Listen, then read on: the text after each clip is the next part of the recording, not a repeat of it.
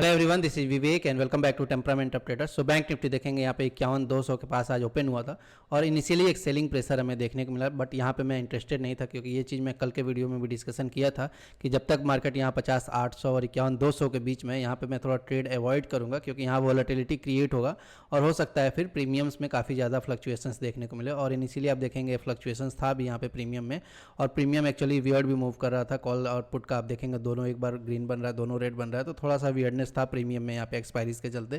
तो यहाँ पे मैंने कोई ट्रेड नहीं लिया था। हाँ, यहाँ पे मैंने एक ट्रेड लिया था, जैसे ही एक सेलिंग स्विंग यहाँ पे डिफाई हो रहा था, एक एंटिसिपेटेड ट्रेड मैंने लिया था यहाँ पे 51,200 से पहले ही मैंने ये सोच के ही लिया था कि 51,200 में भी क्रॉस करे, क्योंकि यहाँ पे एक बड़ा सेलिंग स्विंग जो बन रहा था यहाँ पे वो डिफाई हो रहा था। प्रीमियम पे भी अच्छा एक यहाँ पे देखने को मिला मोमेंटम, बट यहाँ पे फिर से वो फेल हुआ और एक लॉस में ही बुक करना पड़ा है।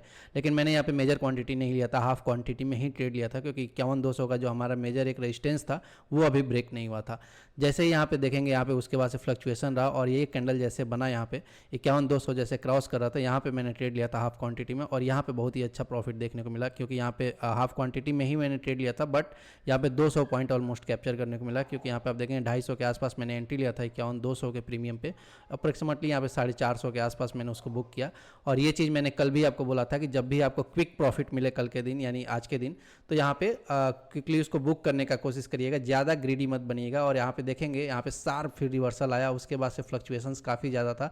हालांकि आज मॉनेटरी पॉलिसी भी थी जिसके वजह से थोड़ा सा हो सकता है कि फ्लक्चुएशंस ज़्यादा रहे, लेकिन आप वाइड डाटा से भी वो चीज़ सिंपली समझ सकते थे। और जो लोग कल का वीडियो नहीं देखे हैं वहाँ पे मैंने क्लियरली ये चीज़ मेंशन किया था कि जैसे वाइड डाटा वाइडर रेंज पे बिल्ड है, वहाँ से क्लियरली ये प्रेडिक्ट किया जा सकता है कि 51,500 से या 52,000 के जो कॉल सेलर से एक्यूमुलेटेड है वहाँ फिर से रिवर्सल शार्पली देखने को मिले।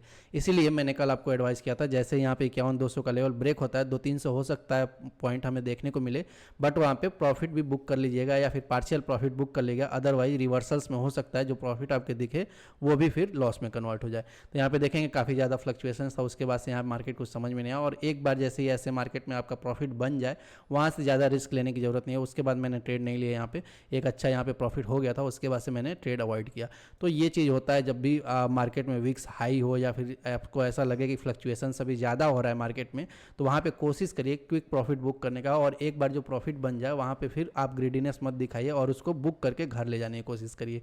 अदरवाइज क्या होगा, यहाँ पे आप देखेंगे रुकेंगे थोड़ी देर, यहाँ पे फिर से कहीं ऐड करेंगे या फिर एवरेजिंग करेंगे और शार्पली फिर मार्केट रिवर्स होगा तो आपका सारा प्रॉफिट लेके चला जाएगा और फोमो में फिर आप कहीं एंट्री लेंगे तो लॉसेस में कन्वर्ट होते रहेंगे उसके बाद से। तो ये चीज़ हमें अवॉइड करना रहता है हाई विक्स में।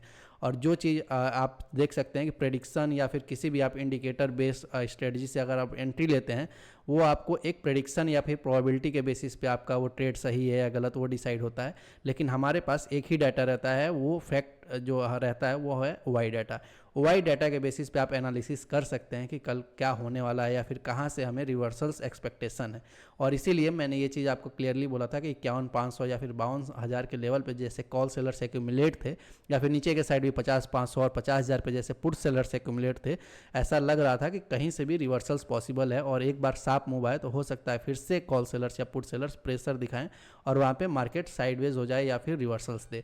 इसीलिए मैंने आपको बोला था कि क्विकली प्रॉफिट बुक करने, और आप ऐसे ही अगर एनालिसिस करके आप वहाँ अलर्ट रहेंगे तो आप जरूर कुछ प्रॉफिट लेके जाएंगे। अदरवाइज ग्रीडीनेस के चक्कर में या फिर फोमो में अगर कहीं एंट्री यहाँ पे आप लेंगे तो हो सकता है फिर आपको लॉस भी लेना पड़े। तो यहाँ पे वो चीज़ हमें अवॉइड करना है, फोमो में एंट्री अवॉइड करना है। ये चीज़ मैंने अपने लॉस मैनेजमेंट वाले पार्ट में भी बताया था। एक बार ऐसे साफ कैंडल्स अगर मिस भी हो जाए तो वहाँ पे फिर आप फोमो में एंट्री ना लीजिए, आप बैठे रहिए, फिर से कोई अच्छा प्राइस एक्शन दिखे वहाँ पे आप जा सकते हैं। लेकिन अगर आप कंफर्म नहीं है या फिर ऐसा आपको लग रहा है कि मार्केट में यहाँ पे डिस्टर्ब कैंडल्स क्रिएट हो रहे हैं, यहाँ पे आप डिस्टर्ब कैंडल इसको बोल सकते हैं क्योंकि 10 मिनट में इतना शार्पली ऊपर जाना फिर शार्पली 20 मिनट में नीचे आ जाना, यहाँ पे कन्फ्यूजन है। तो यहाँ पे हमें इसके बाद से थोड़ा ऑप्शन बाइंग अवॉइड करना चाहिए। अदरवाइज क्या होगा कि फ्लक्चुएशंस ज़्यादा रहेंगे और वहाँ पे हमारे लॉसेस के चांसेस ज़्यादा हैं। तो ये चीज़ ऑप्शन बायर्स को थोड़ा ध्यान में रखना होता है। और जो भी फोमो में ट्रेड लेंगे या फिर रिवेंज लेंगे इसमें, तो यहाँ पे लॉसेस में ही वो कन्वर्ट होंगे। आप देखेंगे यहाँ पुट के प्रीमियम में भी शार्पली रिवर्सल्स हो रहे थे। तो फोमो में कहीं आप इधर टॉप में एंट्री ले लिए तो वहाँ पे रिवर्सल में आपके लॉसेस एक्सीड हो जाएंगे, आपके एसएल्स भी हो सकता है जंप कर जाए अगर आप सिस्टम पे प्लेस करते हैं। तो ये चीज़ पे हमें थोड़ा अलर्ट रहना चाहिए।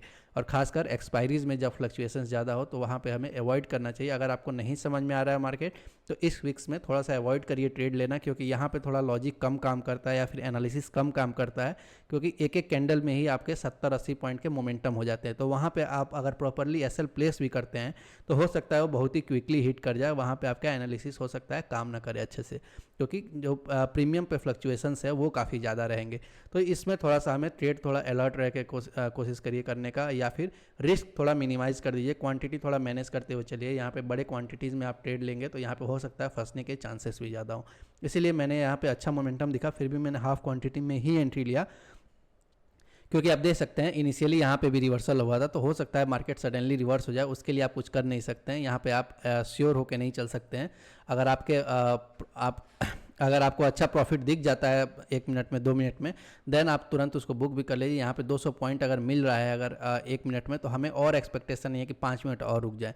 जनरली हम ये चीज़ पहले भी डिस्कस कर चुके हैं कि पूरे दिन बैठने के बाद ऑप्शन सेलर्स को कई बार मार्केट में 30-40 पॉइंट मिलता है, लेकिन यहाँ पे आप देखेंगे अगर 200-100 पॉइंट ऐसे अगर क्विकली आपको 1 मिनट या फिर आधे मिनट में मिल रहा है तो उसका हमें रेस्पेक्ट करना चाहिए और वो हमें बुक कर लेना चाहिए। अभी के लिए मार्केट देखेंगे, फिर से मार्केट इसी रेंज में अभी आ चुका है 51,000 के लेवल के आसपास, और फिर से हो सकता है यहाँ पे कंसोलिडेशन हो।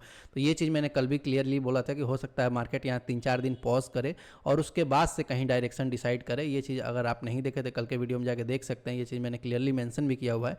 तो 3-4 दिन अगर पॉज करता है, ये फ्लक्चुएशंस आप बोल सकते हैं कि आरबीआई पॉलिसी की वजह से भी हो सकता है या फिर प्रॉफिट बुकिंग के भी हो सकता है। लेकिन यहाँ पे जैसे ही पॉज कैंडल के बाद यहाँ पे एक अच्छा एक रेंज क्रिएट हो जाएगा, उसके बाद से मार्केट कहीं अगर ऊपर निकलता है या फिर नीचे फिर से अगर फ्रेश लो ब्रेक करता है, देन हो सकता है हमें डायरेक्शनल मूव देखने को मिले। लेकिन थोड़ा सा फ्लक्चुएशन रहेगा इस मंथ में, क्योंकि जब भी मार्केट में इतने बड़े रेंज क्रिएट हो जाते हैं तो थोड़ा ऑप्शन सेलर्स भी दूर दूर पोजीशन बनाते हैं और उसके वजह से मार्केट को एक रूम मिल जाता है मूव करने के लिए 200-300 पॉइंट, और वो स्विंगी नेचर ही हमें चाहिए होता है ऑप्शन बाइंग में। अगर हमें वहाँ से 70 पॉइंट 60 पॉइंट ईजिली कैप्चर हो रहे हैं तो वहाँ पे हमें वो कैप्चर करके कोशिश करना चाहिए उस प्रॉफिट को सेव करने का दिन में, क्योंकि बार बार हम फ्लक्चुएशन में फिर जाएंगे तो वहाँ लॉसेस में भी कन्वर्ट हो सकते हैं। तो इस चीज़ का थोड़ा ध्यान रखेंगे। अदरवाइज आप देखेंगे मार्केट अभी भी साइडवेज जोन में ही चल रहा है। अगर इस मूव को हटा दे तो जब तक मार्केट इस रेंज में है हमें थोड़ा सा रेस्पेक्ट करना होगा, या 51,000 के लेवल के आसपास जब तक मार्केट रहेगा हो सकता है हमें ट्रैप भी करने का कोशिश करें।